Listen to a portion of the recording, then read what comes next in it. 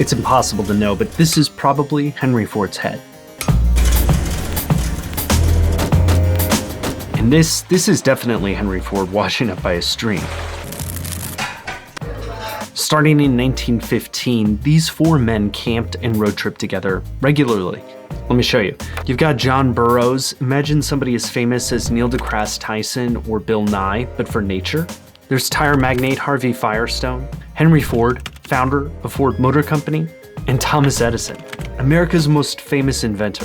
This group's adventures took two American classics and brought them to a whole new level: the road trip and the publicity stunt, too.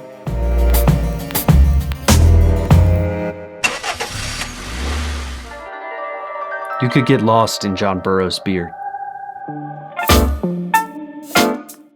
Burroughs is the least likely of this road trip group, but he's kind of the linchpin. He was conservation elite. Here's his beard and Teddy Roosevelt at Yellowstone in 1903. He knew the environmental implications of industry. When the Model T came out in 1908, he called it a demon on wheels. So Henry Ford sent him one. They became friends. This is John Burroughs inside his demon on wheels. Ford had long known Edison as his mentor, and Firestone was a natural fourth from the tire connection. The group started road tripping together, and they called themselves the Vagabonds. Hijinks ensued. Yep, Henry Ford just climbed a tree. After driving over primitive roads, they communed with nature, following a typical routine.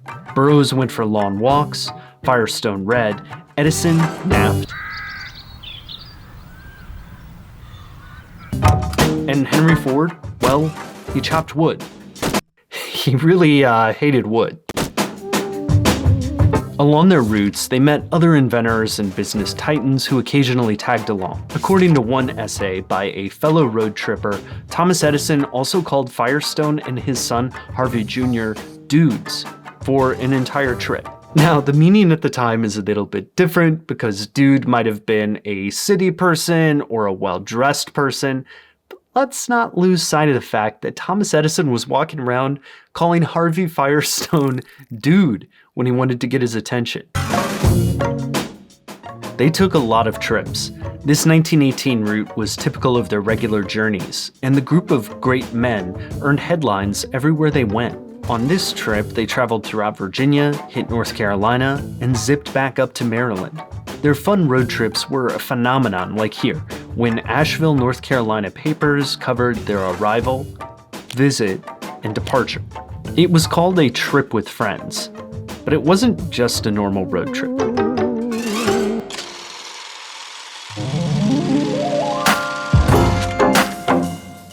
Here's a secret. When the most powerful men in the country go on a road trip, they do it a little differently than everybody else.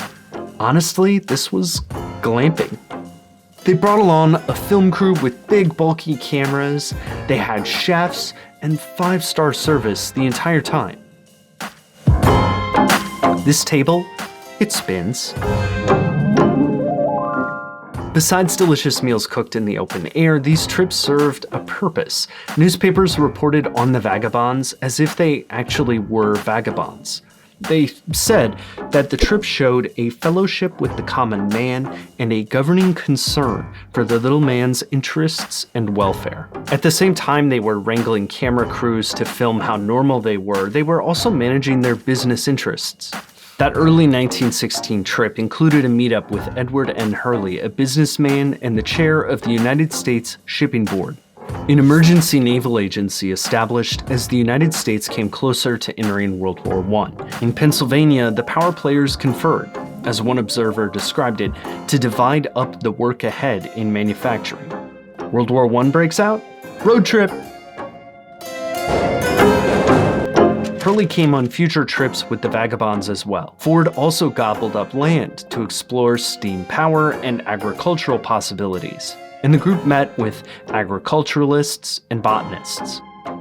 In 1918, while on the road, Ford had been drafted into a Senate campaign as well, which he narrowly lost. We'll never know everything they talked about. According to Burroughs, Ford shared his anti-Semitic conspiracy theories over late-night chats. The Vagabonds were camping, but they were also making deals and running a PR campaign, highlighting each of the men's professional interests and making them seem fun and accessible.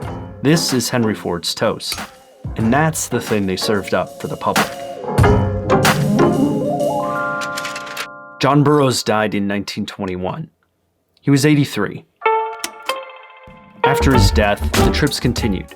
That new guy, chopping wood, it's President Warren G. Harding. Still, even by the standards of the Vagabonds, the publicity and entourage grew too big. The road trips stopped in 1924.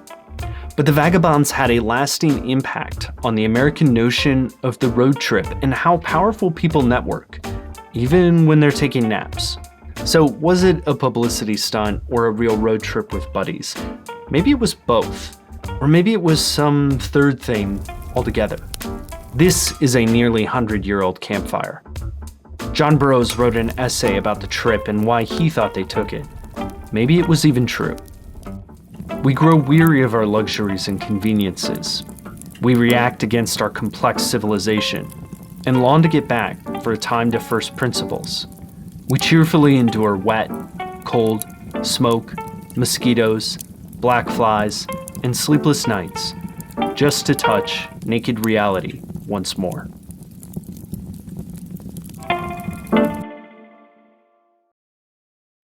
Hey, what's up? That was the first episode of Almanac Road Trip Edition, and now we're going to be reading some comments, and we're going to reveal the name of this guy, which you all helped choose in the comments to the trailer. So yeah, reading comments on the internet, it's not a new thing, but I'm particularly inspired by Potato Jet. He is a camera and tech vlogger, and he's just generally hilarious and really smart, so please go check him out. He always does this at the end of his videos, and I love it, so we're gonna try it here. I gave everybody the challenge of naming this wavy, floaty guy. Top comment by far, Chris Saunders says he has a name. It's Wacky Wavy Inflatable Arm Flailing Tube Man. If you don't know, this is a Family Guy reference. Wacky Waving Inflatable Arm Flailing Tube Man. Very funny, but I asked you all to name him, not the writers for Family Guy. And, I just would have called Seth MacFarlane if we needed that. So, the second most popular comment is actually about Route 66. It's from Sebastian Elitron, and he says, "That's what the world-famous Route 66 looks like. I thought it was more glamorous." In that trailer, I'm actually sitting on Route 66 the whole time. So if you notice me looking up a lot, it's because I'm worried I'm gonna be run over by a car. So there are really desolate sections like that. And then there are also unpaved sections, which I also show in that trailer. And you'll learn the whole history and everything about Route 66 in episode 4 of this road trip edition. The name of your friend, Lab Flute of Knowledge. I have no idea what that means, but thumbs up to that. Hey, and Grace Yeagle, his name should be Almaniac. He seems like a wild one. All right, without further ado, let's scroll up to the winner. This is pretty much the second most popular answer. It's from Zimbersis. It's Mac. Rhymes with Almanac. Lots of Mac trucks on the road. It makes sense, it's fun, and it's easy to fit on screen. So, gavel, Mac, that's it. There's a desk down here, by the way, but the gavel was my fist, and it hurts. All right, so that's it. In the next episode, I will be answering any questions or concerns that you have about the Vagabonds from this video. So drop those below, let me know. And until then, happy glamping. Yep, said the word glamping again.